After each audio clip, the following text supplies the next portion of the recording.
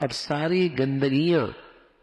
ساری گندگیاں یعنی بد اخلاقی کی جتنی شکلیں، جھوٹ ہے، غیبت ہے، ہوس ہے، لالچ ہے، ہاں، یہ جتنی گندگیاں ہیں ان سب سے نجات مل جاتی ہے اگر یہ حقیقت نصیب ہو جائے کہ کل میں نے شفٹ ہونا ہے.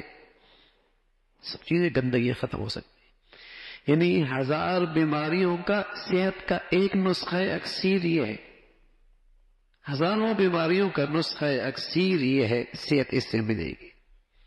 اور اگر یہ نہیں ہے تو اتنی بیماریاں ہیں کہ بس اوقات آدمی حیرت ہی میں رہے، یہ بھی ایسا کر سکتا ہے، یہ بھی ایسی حرکت کر سکتا ہے. ہم یہاں دنیا پرست کچھ بھی کر سکتا ہے، کچھ بھی کر سکتا ہے، اس سے کچھ بعید نہیں ہے، کچھ بھی کر سکتا ہے.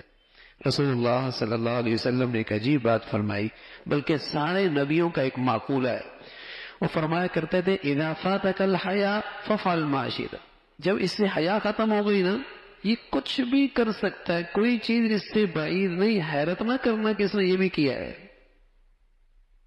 شرم و حیا جب لحاظ ختم ہو جائے، شرم و حیا لحاظ جب ختم ہو جائے، فرمائی کچھ بھی کر سکتا ہے. پھر حیرت نہ کرنا کہ اس نے یہ بھی کر لیا. تو سچ یہ ہے کہ یہ ایک ایسی خوبی ہے کہ اللہ رب العزت موت کا اور وہاں کا شفٹنگ کا ایسا استحضار دھیان نصیب فرما دے، ہر وقت اللہ وہاں کی توجہ نصیب فرما دے، تو اخلاق کا ہر حسن اس میں آ جائے، ہر خوبی اس میں آ جائے گی.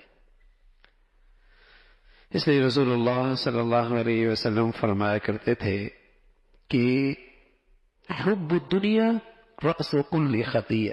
ہر برائی کی جڑ، ہر گندگی کی جڑ، ہر بد اخلاقی کی جڑ کیا ہے؟ دنیا پرستی ہے. حب الدنیا رأس کل خطیہ، ہر گندگی کی جڑ. اور ہر خوبی اور حسن کس سے آتا ہے؟ آخرت کی سچی فکر سے، آخرت کی سچی فکر سے. اللہ رب العزت بھائی ہمیں بھی یہ ہدایت کا نور نصیب فرما دے، اور یہاں سے زیادہ وہاں کی توجہ اور فکر اللہ ہمیں نصیب فرما دے.